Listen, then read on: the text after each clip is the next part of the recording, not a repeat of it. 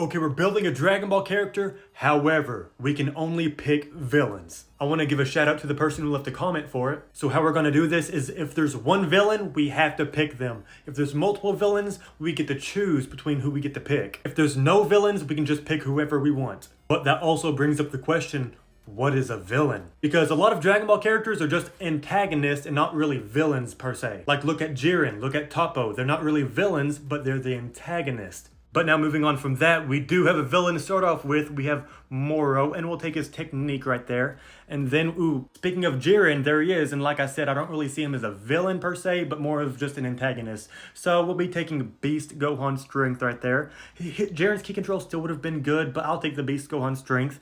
And we go Hearts. I want to pick the durability, I do, but Hearts is just broken. He's a Dragon Ball Heroes character, he's just broken. And then we have to take Frieza key control because Hit's not really a villain. He's more of just an antagonist. Well, he's an assassin. How would that count? He's not really a villain towards anyone outside of the people he's hired to assassinate. And then, once again, Broly, he's not a villain, but he's an antagonist. But neither of them are villains either, so give me Broly durability right there. And then, since that's Super Broly, Z Broly, that's a completely different story, but that's Super Broly.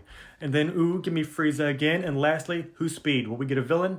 We get Broly. I'll take a Broly, and this won't be a bad character, actually. We get rank 8. We're a heavenly elite. And I think we did pretty good for this villain challenge, even though we only got 1, 2, 3, 4 actual villains. Either way, I count it as a success.